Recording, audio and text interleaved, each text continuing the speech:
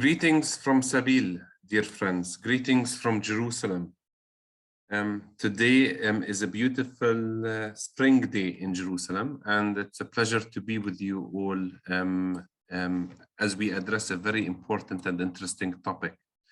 We met Dr. Awad Halabi by chance, actually, one day in Jerusalem. He has been visiting the city and meeting a number of the leadership in the city, and we immediately connected, two Palestinians, one from the diaspora and one living in Jerusalem. Dr. Awad Halabi is one of the very few people who have researched the topic of the Nabi Musa festival. It's a very important festival, used to be one of the major events in the Holy Land for centuries. And we will learn more about how about Palestinian culture, how it has, what has changed in it, and in specific through the eyes of Nabi Musa festival. So I'd like to welcome Dr. Awad. Thank you very much. I'm just gonna share my screen. Okay, screen everything. And all right. Omar, let me know if you can't hear anything or... No, we hear you well. Wonderful. Now wonderful. We see the screen too. Wonderful. Well, thank you very much for this invitation, Omar and Ryan, and for the Kumi team for inviting me. It's a pleasure. I've worked with Sabil over the years when I grew up in Canada and was there in the early years of FOSNA, Friends of Sabil North America in Toronto, with some wonderful people who took the lead in organizing it, like Father Robert Asali. And we hosted Reverend Naeem Atik a number of times. But Sabil does such wonderful work, and it's really it's what's becoming associated for so many Americans associate Palestinian Christians with Sabil. So I hope that continues. So I know you have this event to learn about Palestinian history. So I'll do my best to give you this talk about this one particular topic that is my research is about. My research is on. It's on an Islamic festival in honor of the Prophet Moses, held in Jerusalem during the era of late Ottoman 1850 to 1917 and British Mandate Rule 1917 to 1948, which is the basis for my forthcoming book coming out later this year. So let me give you a bit of background to the topic. Well, Islam, as many of you know, is an Abrahamic faith that recognizes the messages sent by earlier prophets recognized in the Judeo-Christian biblical tradition, such as those of the prophet Moses, or here the tomb of the prophet Abraham in Hebron. In this tradition of recognizing biblical figures, a religious tradition emerged of venerating the tombs of revered biblical and Quranic figures. And they could be these major sites, shrines, such as the tomb of Abraham in Hebron, or more humble shrines, such as this shrine dedicated to a mystic, a Sufi, in southern Morocco. But what's important in all of them, that these tombs were recognized as sacred places to perform pilgrimage or ziyarah.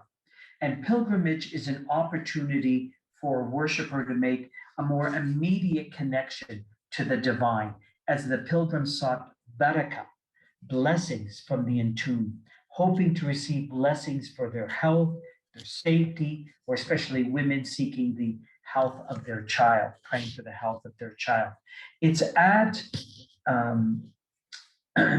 the larger shrines also hold annual festivals honoring these sacred figures, becoming large celebrations, attracting pilgrims from larger cities and the rural areas, both men and women. This one is in Tanta, Egypt. It's a muled in honor of one holy figure. And you can see the very much, it's become a carnivalesque atmosphere. And and this is the larger context. I study the shrine of the 13th century shrine dedicated to the prophet Moses, where it's believed that his tomb is located, and it is this is the larger complex, but located 8 miles southwest of Jericho, and where it's believed that Moses is buried in the Islamic tradition. And as I can briefly explain, not all Muslims or throughout these centuries, the Islamic tradition recognized Moses being buried at this tomb. Many Muslim scholars believe that he's not truly buried there and follow the Judaic tradition that they don't know where Moses' tomb is located. But it's located near Jericho, 8 miles southwest of Jericho. Moses is the most mentioned human in the Quran.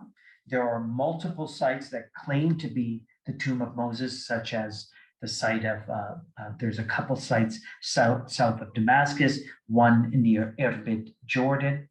But the Jericho shrine would become the most famous after the powerful Egyptian Mamluk ruler Sultan Baybars founded the shrine in the year 1269.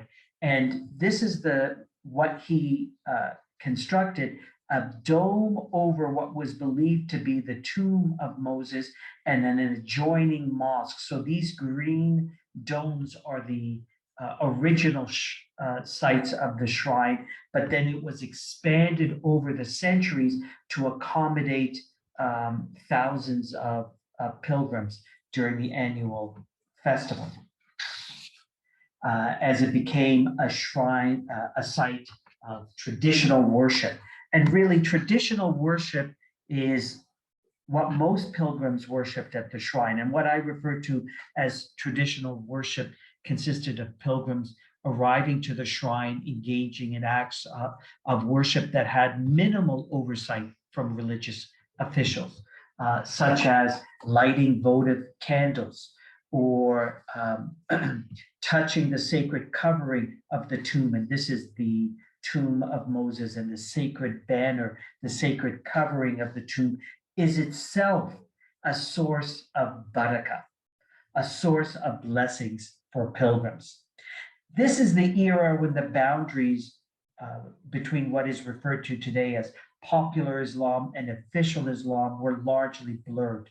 Members of the religious establishment, the ulama, Islamic religious scholars, worshipped alongside and participated in the same rituals as villagers, both men and women, Bedouin, Sufis, these Muslim mystics, and women, largely conducting these traditional forms of worship, venerating the tomb, lighting candles, conducting mystical forms of worship, singing religious chants, as well as conducting mystical forms of dance as well, what is known as Zika ceremonies. But my focus is on how a modern official festival was established in the mid-19th century during the period of late Ottoman and British rule in Palestine. I argue that sacred spaces and pilgrimage centers are arenas of competing agendas or competing discourses.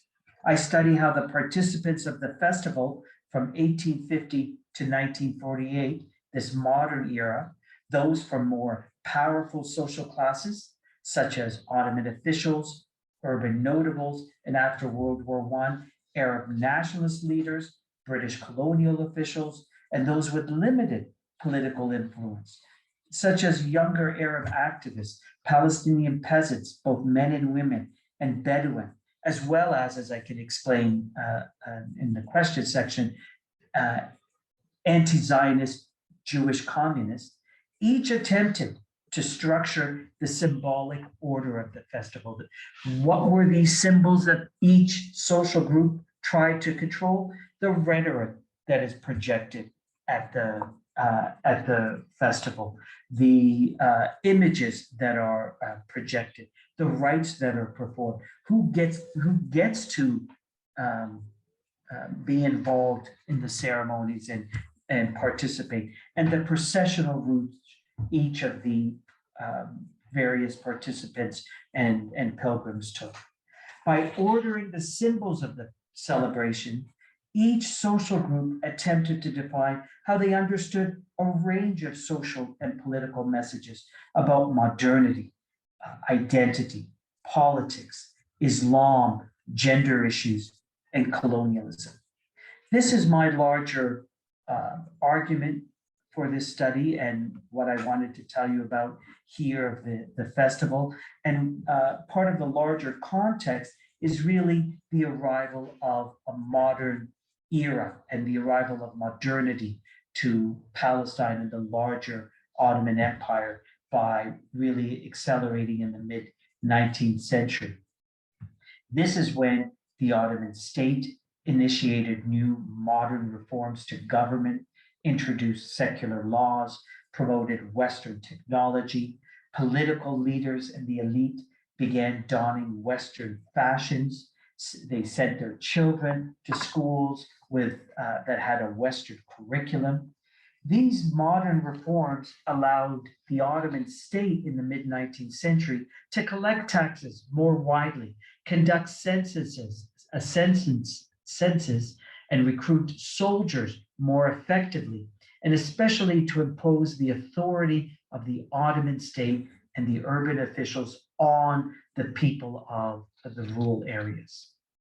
In the 1860s, the Ottoman Empire established in Jerusalem the first municipal council, and you're probably familiar with that building.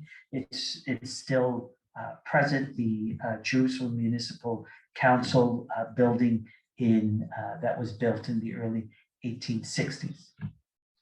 Well, it's the newly formed municipal council that took control of the festival and transformed it from a traditional celebration worshipped mostly at the Prophet Moses shrine in Arabic, Maqam and Nebi Musa, into an official ceremony based in Jerusalem.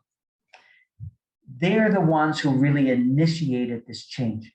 Even though most Palestinians today have a memory of the festival or have read about it or are familiar with it as a great nationalist celebration, a time when Palestinians from throughout the country convened in Jerusalem, raising their village and town banners and shouting slogans against the British and the Zionists. Or they may have heard the stories that Salahuddin founded the festival after conquering Jerusalem from the Crusaders in 1187 as a way to assemble Muslims in the city to protect it from the arrival of many Christians coming during Eastertide to celebrate Easter. But Jerusalem never had an association with the festival until the Jerusalem municipality initiated these changes in the mid-19th century.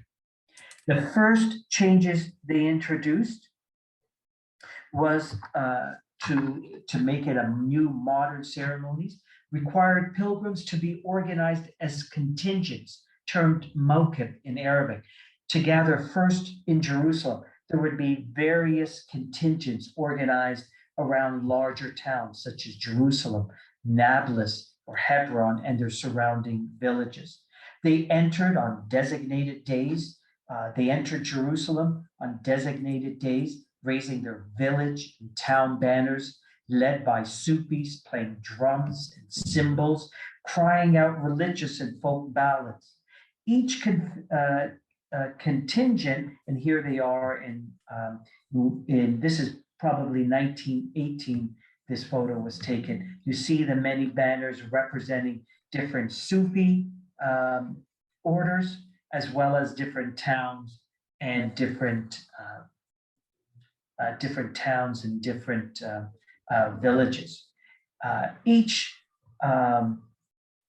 contingent conformed to a schedule and a route. The Nablus pilgrims entered through the Damascus Gate a week before Orthodox Good Friday, and the Nablus contingent and their villagers entered on Orthodox Palm Sunday, just a couple days later. It may appear as controversial to have all these large Muslim contingents and pilgrims coming into Jerusalem during Orthodox Easter, but the many Muslim holidays and religious festivals were often tied to the solar and Christian Orthodox Julian calendar because it provided a fixed date to conduct many of these ceremonies. And so you see this also in other Christian Orthodox celebrations. There are Muslim celebrations tied to that calendar. So all these contingents would assemble on the Haram al-Sharif in Jerusalem. The new rituals would also provide Jerusalem's municipal council.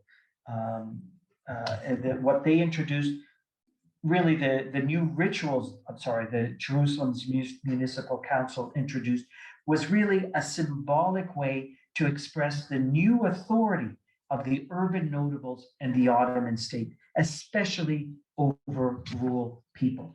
The municipal councillors and Ottoman officials had become in many ways the impresarios of the new festival, choreographing new ritual actors such as the Jerusalem mayor and the Ottoman governor, and assigning local Jerusalem notable families and religious officials new ceremonial duties and roles. For example, high-ranking Ottoman officials joined members of Jerusalem's elite and religious scholars in newly invented rites, such as the ceremony of unfurling the sacred banner of the prophet Moses. Municipal officials, or that the Ottoman military band led the pilgrims entering and exiting the Jerusalem. The Jerusalem Municipal Council also set up a tent on a high point on the road to Jericho named Ras El Amud, where religious officials led prayer and blessed pilgrims and banners, and the Ottoman military band escorted them. Here's a late Ottoman version image of this tent. All the Ottoman officials and municipal councillors are here, and the Ottoman military band are leading the pilgrims and the sacred banners. These are all new rites introduced really to give authority, to give greater prominence to the municipal councillors and Ottoman authorities at the time. The festival was clearly no longer just a religious affair in which pilgrims conducted traditional forms of worship at the shrine.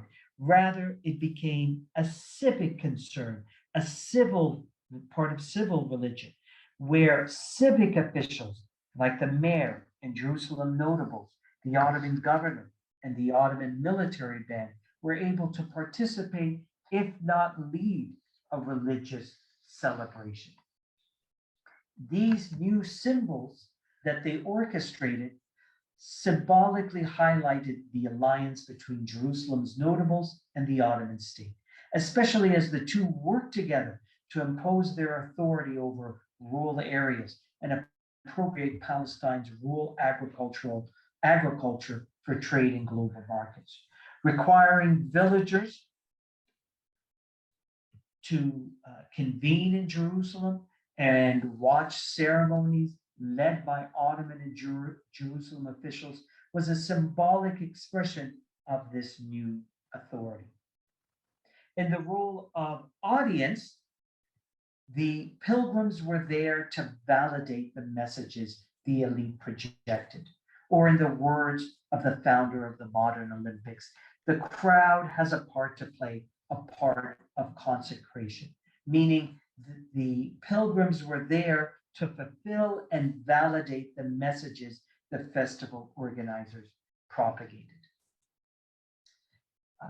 After Britain occupied Palestine in 1917, the Prophet Moses Festival continued to change. And as new groups attempted to order its symbols and rhetoric to promote their own unique agendas.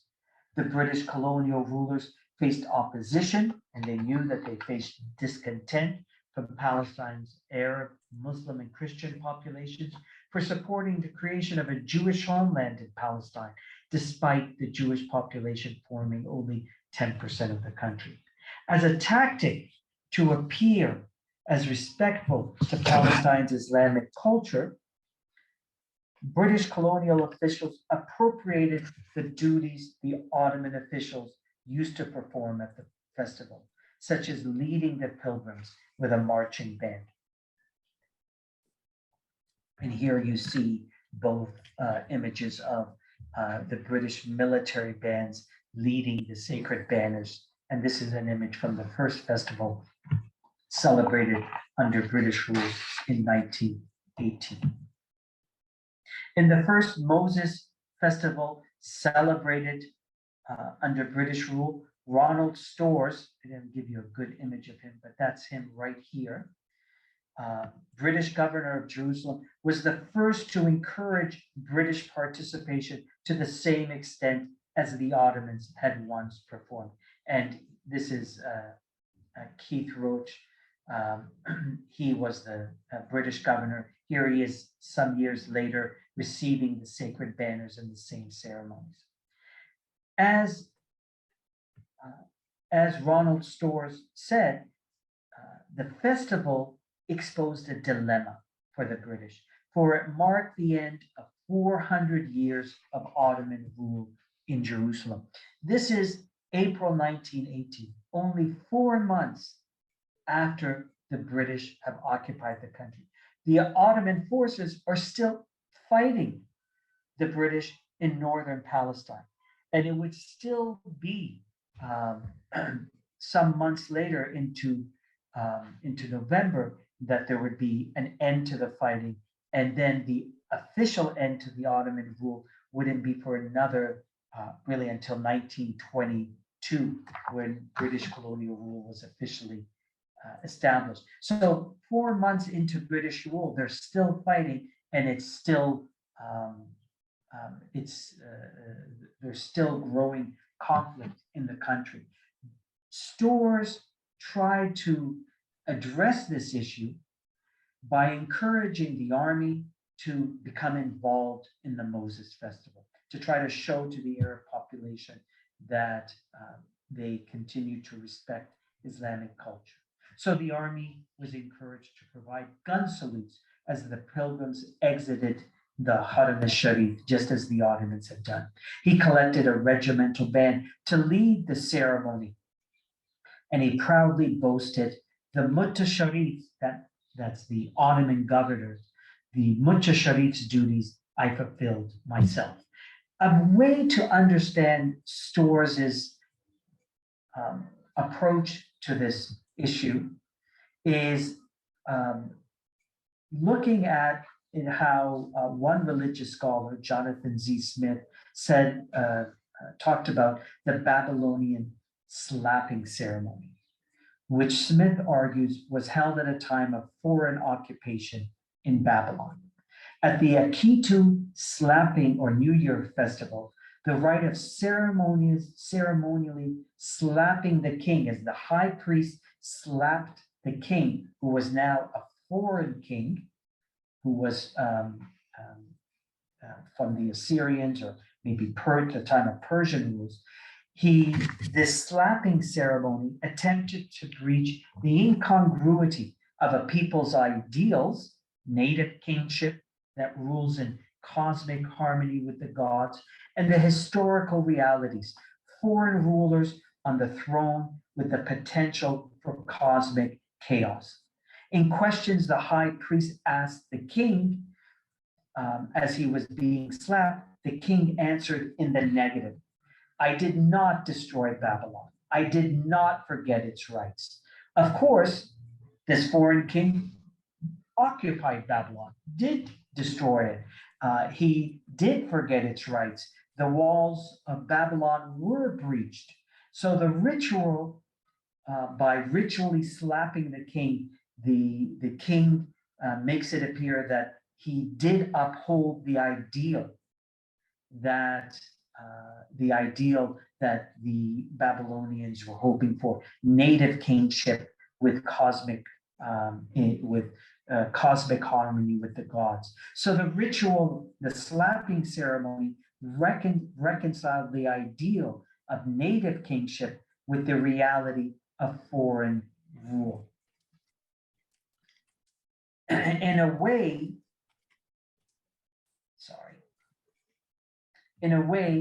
the stores stores encouraging the British to participate in the festival was a similar act of dissimulation.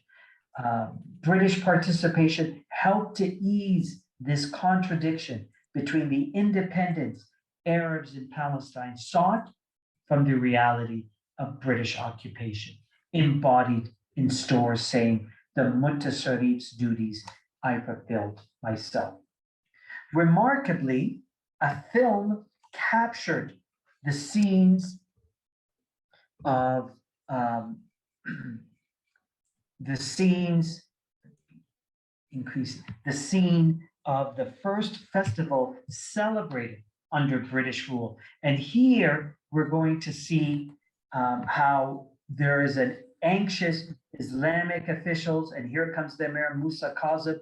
They are greeted by Ronald Storrs greets them when he salutes them. Even the sheikh, the qadi of the Islamic court, greets him with a salute, and they fully allow him to become part of this festival and for part of the celebrations. Here they are, they're presenting him with the sacred banners, just as they did with the Ottoman governor. And now they're going to raise the banners and put the banners on the staves. And this ritual act, this ceremony, was something the Ottoman governor used to do. And here's now the mayor and the qadi, or the Islamic court judge, welcomed Storrs to be part of this ceremony. This is really a great film. I wish we could watch all of it. Here you see them coming out of the Haram al-Sharif with their banners, and you can tell this is a mostly rural population. You can find this in the Imperial War Museum files, or it's been digitalized, and look up, and you can email me if you have trouble with it, look up Nebi Nusa with an N, rather Nebi Musa with an M as in Moses. Okay, I'm gonna just return to our PowerPoint, but really a quite remarkable film. Well, in the era of British rule, other groups began to mobilize at the festival to try to control its symbols to promote their own political agenda. Arab nationalist leaders, such as the Mufti of Jerusalem, Al-Hajj Amin al-Husseini, attempted to order the festival to highlight his role now as chief Islamic figure in not just a province in the province of Jerusalem, but in the entire country of this new country of Palestine. So Haj Amin al-Husseini is here, and he is now this main leading religious scholar in all of Palestine, not just in what the Mufti of Jerusalem was just a local religious official, for example. Especially after the riots and violence in 1929, the Mufti began to invite pilgrims to attend the festival from throughout Palestine. It was mostly a celebration, a festival for those in Jerusalem and southern Palestine, as well as parts of Nablus. Now he encourages, especially out in the early 1930s, for Muslims to attend from all of Palestine.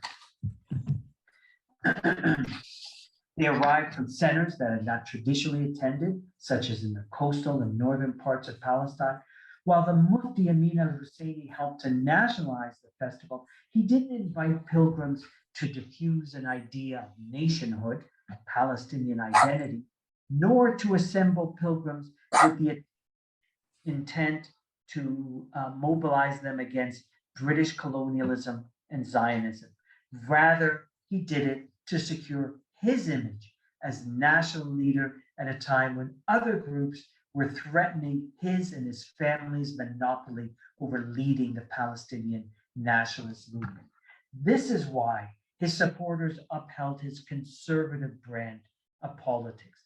They may have denounced Zionism in chants at the festival, but they avoided any chants critical of the British or calling for violence. In fact, they often issued these bayans, these statements, calling on pilgrims to attend the festival peacefully and avoid any violence, After violence had and another way, I'll just get to that. After violence had erupted in 1920, where 4 Jews and 5 Arabs had died, the British relied on Arab leadership to quell any potential conflicts that could arise at the festival. Of course, these Arab leaders only had a relationship with the British and were recognized as leaders because they could effectively quell violence and not mobilize violence. That was their main raison d'etre. That was their main role. There's actually this video comes from a cameraman who shot it during the 1920 festival, captures the moments when the riots erupted. And it's also digitalized. So if you're interested in seeing it, you can email me and I'll send you the link. It's quite, it's also very fascinating to watch, but we don't have time right now to look at it. Representatives of groups the Mufti controlled, such as the Supreme Muslim Council, regularly greeted pilgrims. Pilgrims were instructed to pass the Mufti's offices at the Haram al-Sharif. And so pilgrims, the processional routes were redirected to amplify the role of the Mufti and the groups he led. But a younger generation of growing Palestinian nationalism also began to take root among this Arab nationalist activists who participated in the festival, hoping to promote their own version of identity and politics. Unlike the Mufti, these younger Arab nationalists didn't define identity strictly to Palestine, but to the larger Arab region. They rejected the cautious approach to oppose British colonialism. They called for resistance, violence resistance against both the British and the Zionists.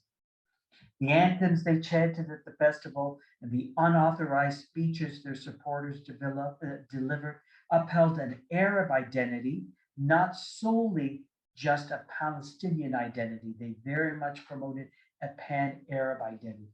They encouraged violence, resistance, and militancy rather than the diplomacy the Arab nationalist leaders promoted. The youth played on familiar Arab cultural themes of the modern era, referred to as the Nahda. Um, uh, these themes stressed a fallen Arab civilization that demanded Arabs rouse themselves from this stupor. The chants at the festival that they made repeated references to dignified Arabs, our esteemed glory, the Arab glory, our nobility. Arab pride was personified as lions. Another demanded, O sons of nations, arise from continuous sleep and demand glory. The names the youth groups and scouting troops gave to their organizations reflect these ideals of championing Arab identity and resistance. They gave names such as in honor of figures who resisted um, the Crusades, such as Salahuddin or Saladin, or contemporary political leaders such as King Ghazi I of Iraq, who was the few Arab leaders of an independent Arab state, as well as names championing resistance, such as Al-Jihad, the holy struggle, and the Mujahideen, the troops of holy fighters. These scouting names reveal a younger generation turning to their faith and Arab culture to define a political agenda that contradicted the conservative approach of the Arab leadership. But peasants and Bedouins, who were the vast majority of the pilgrims, also defied the hegemonic messages of the elite. Their focus was on and their energies was on performing ritual activities at the shrine. At the shrine, pilgrims worshipped at the tomb, Sufis, mystics conducted mystical performances, and families celebrated the circumcision of young boys. Families attended with children and enjoyed a joyous few days at the shrine. Unlike the rituals in Jerusalem, here at the shrine, there was no division between elite pilgrims, Sufi elite and pilgrims, but really many urban pilgrims, urban elite didn't attend the ceremonies at the shrine. Their Sufi mystical performances were conducted openly, and there were few divisions between men and women, where women could join Sufi dances, chant religious eulogies, and play musical instruments as well. The commitment villagers had to participate at the festival could outweigh their interest in joining the larger nationalist processions in Jerusalem. There are a number of examples of these in the 1930s when villagers defied being forced to march in Jerusalem as part of a larger procession. Rather, they insisted on marching as part of their village, raising their own village banners. In 1931, the British barred the villagers of Ein Karam from marching as their own contingent, raising their own Ein Karam village banner. The villagers, in response, boycotted the closing ceremonies. The Philistine Arabic newspaper correspondent remarked at the time that the villagers resented that they were not permitted to go out with their banners and their own parade. While they could easily have joined other pilgrims as part of one national congregation, they instead chose to exercise a more familiar sentiment, which was to identify as villagers. Another interesting aspect of rural participation at this time is of rural village women. In Jerusalem, they attended as spectators.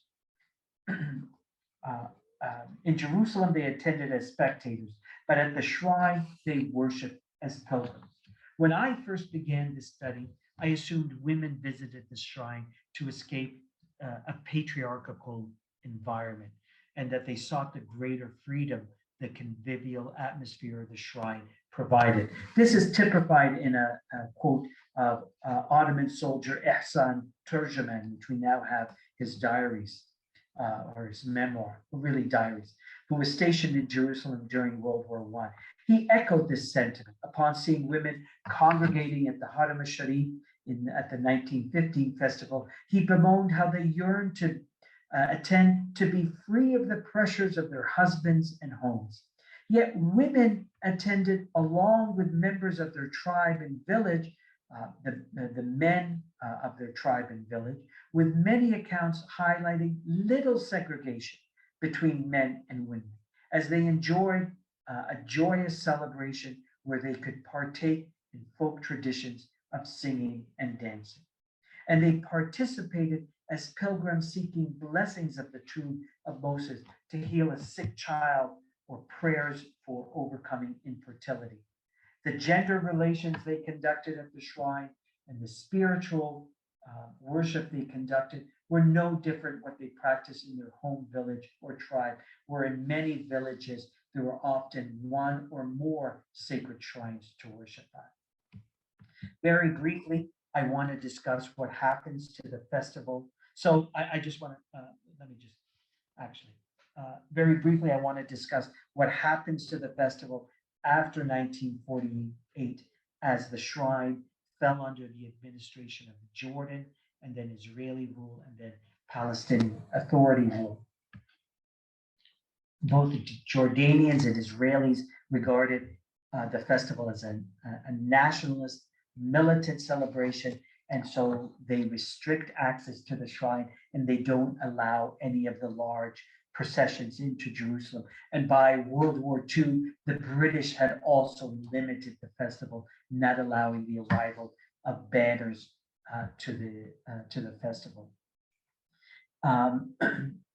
The festival is revived, though, under Palestinian Authority in the 1990s, and they attempt to revive a memory of the festival as an emblem of Palestinian nationalism. Yet even here, it continues the distinction between official leaders who wish to make the festival a political statement and pilgrims who see the festival as an opportunity to practice mystical forms of Islam or focus on the veneration of the tomb. The strong nationalist identity at the festival appeared through the scouts who arrived from all over the West Bank.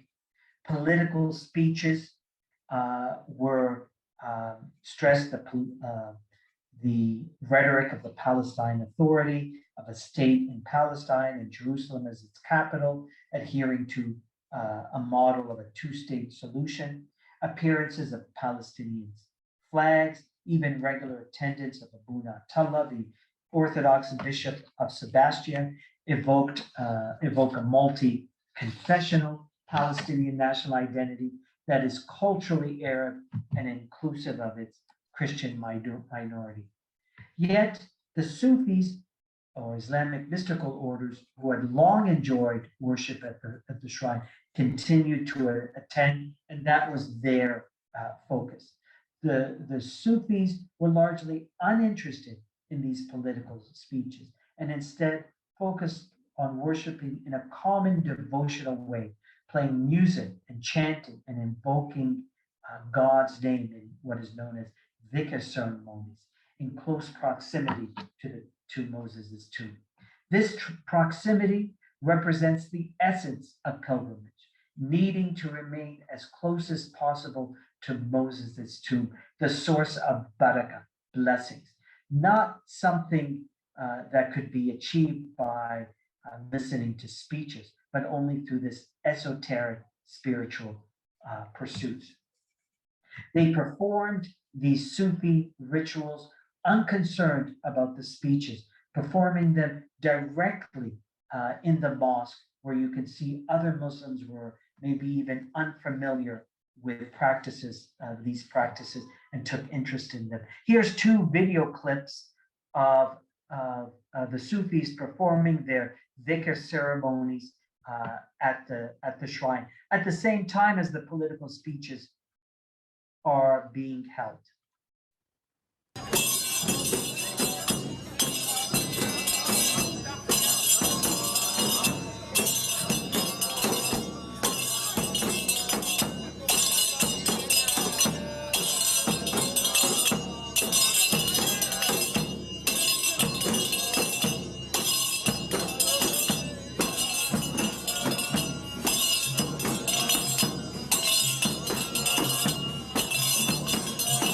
just want to play this one. This one is interesting. It's in the mosque with a large halaka, a large circle of men participating in the Sufi ritual. And what's interesting too is that Palestinians who come to attend, they were kind of interested in seeing it because they may not have been as familiar with it as well.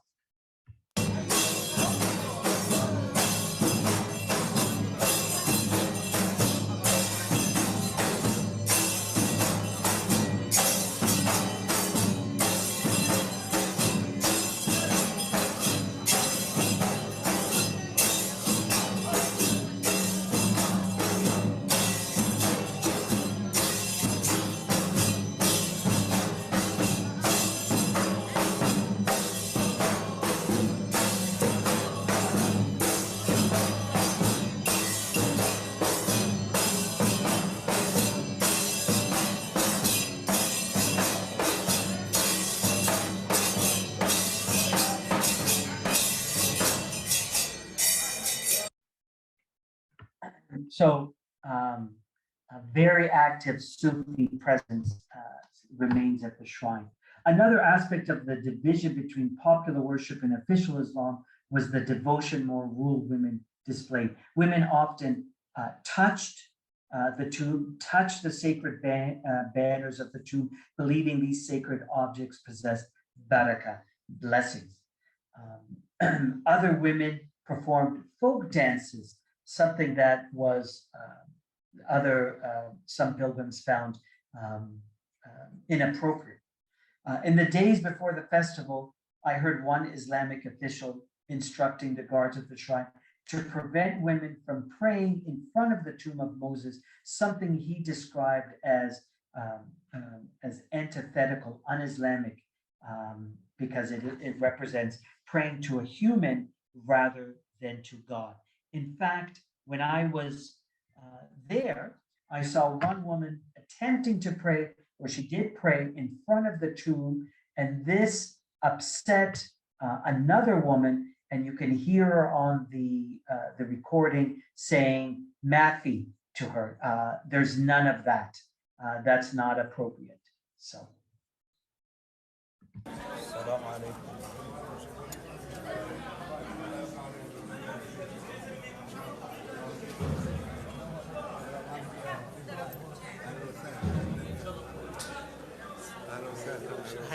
And here you see the woman praying.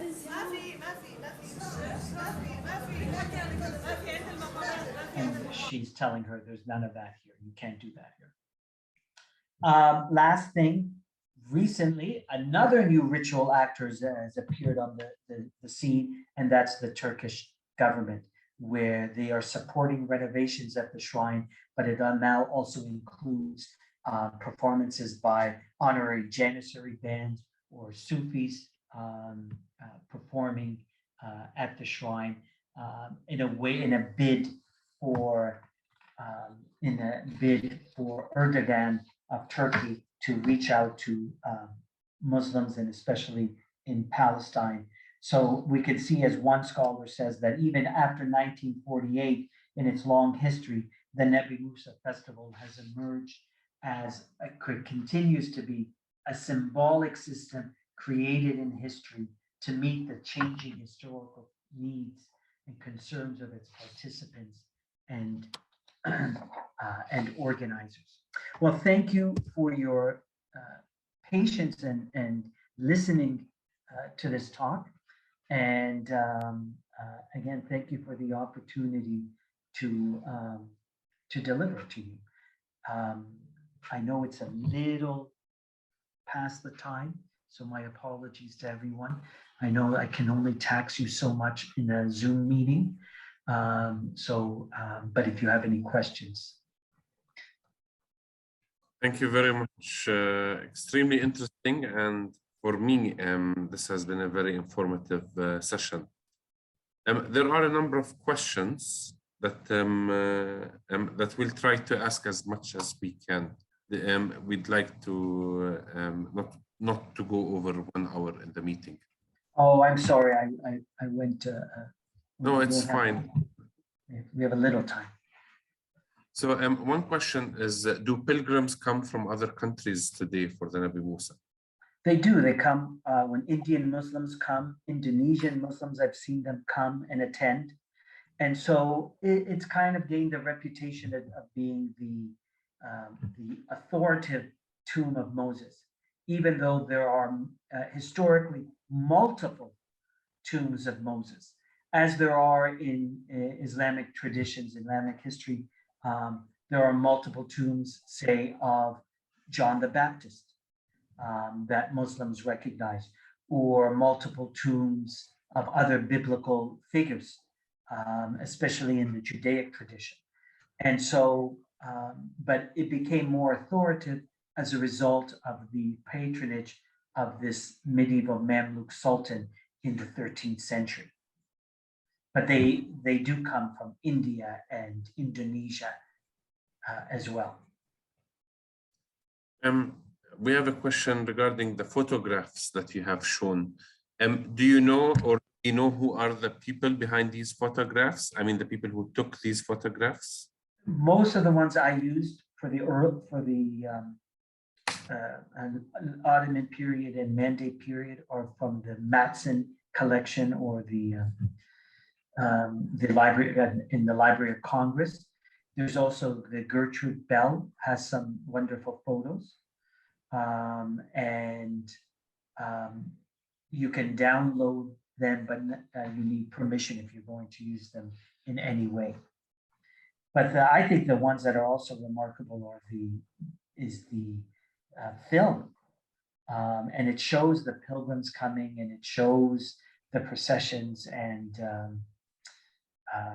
I think that's a very remarkable one, and capturing the scene in 1920 as the riot is about to explode, or as it explodes in a way.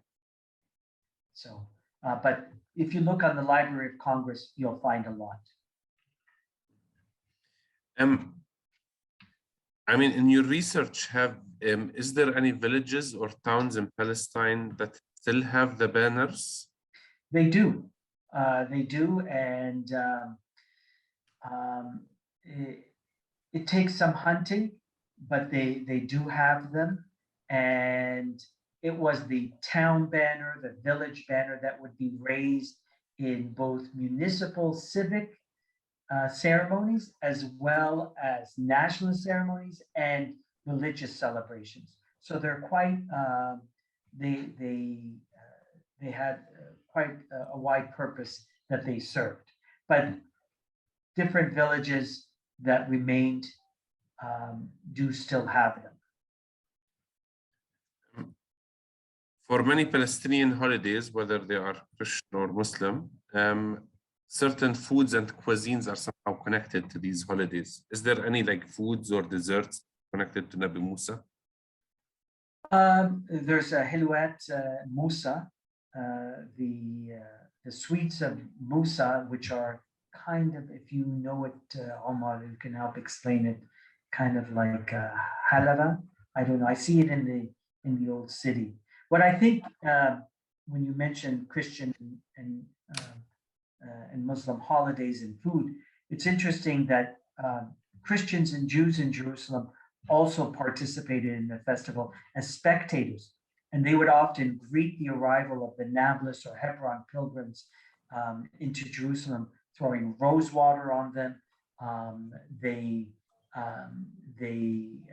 may have even marched with them. So it was something that really unified the city of Jerusalem, as the city of Jerusalem was gaining a new modern identity as an urban center. And that this was not just a religious ceremony, but as I argued, a civil ceremony, a municipal ceremony, something anyone from the city could partake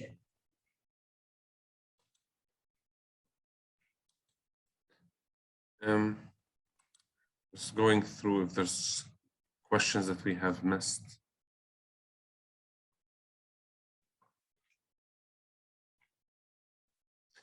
So essentially, I mean, it's at the time of the Ottoman Empire, Sufism was very popular in Palestine, especially in villages. Do you think that this holiday is directly only connected to Sufi Muslims? I think in an earlier period, Sufism was much more common, and that there wasn't this strict division between being a Sufi and not a Sufi, or participating in Sufi rituals and not participating in Sufi rituals. Maybe some differed to the extent or the amount of energy they devoted to mysticism, but attending a religious service at a shrine for a festival, it would be common in the pre-modern era for many people, men and women, urban figures, religious figures, ulama, to participate in mystical services or mystical worship as any other villager or peasant, or and men and women. So it wasn't directly a mystical performance or ritual, but it was something that was just commonly done, but not enough to call it directly just a mystical performance. Margaret has her hands up. Thank you very much. And my question is related in a way to this, and many thanks for a fascinating presentation. You're welcome. My question is also about the Sufi tradition, and whether today, can you tell us where the Sufis who were performing in the film, for example, are there centers in Palestine today where there are Sufi orders active? One of the most prominent is the Naqshbandi order. It's in Jerusalem, in the Old City. There are a number of other orders throughout Jerusalem and throughout Palestine. And so they're quite active. The Shadaliya order, I think, as well. So I can't necessarily name you all of them or anything. No, but they are active. But they are. And even though they have become the target in other Muslim countries, yes, such as South Asia and in India and Afghanistan, or even in the Sinai, they have been the targets of extremist, militant, Muslim militant groups. Yes. In the Sinai, there was a bombing and killing that killed Sufi, what was associated to being a Sufi mosque, but it was just a regular mosque. In Afghanistan, in Pakistan, and India, they are seen as antithetical by these groups, and they are targeted by them militantly in these most extreme. You're welcome.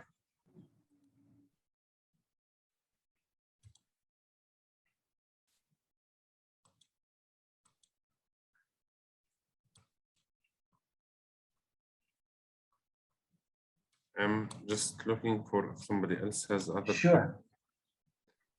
But I think the time is up. Thank you for joining us today. A link to the video, to a video of this gathering, along with all the links shared today, will be available on Kumi Now website and on YouTube in a day or so, and it will be shared in the next newsletter. You can subscribe to Kumi Now on YouTube and subscribe to our newsletter to make sure you receive them. Please check out our new podcast on the ground for Palestine. Ryan has shared the links in the chat.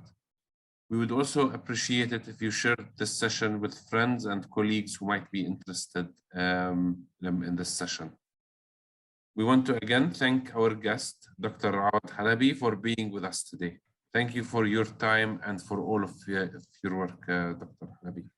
Thank you very much for the invitation, and wonderful to talk to all of you. And thank you again for all your great work at Sabeel and Kumi. God bless you all. Thank you. Next week, we will be looking at the heartbreaking and completely avoidable crisis of child fatalities, Our guest will be Sam Aramin, one of the founders or co-founders of Parent Circle, the Families Forum, and Combatants for Peace. If you'd like to be reminded of the online gatherings an hour before they begin, you can register for email reminders at kuminow/online using the form at the bottom of this page. We hope to see you back next week, and thank you again, and good morning or good night, depending where you are. Thank you again, dear friends.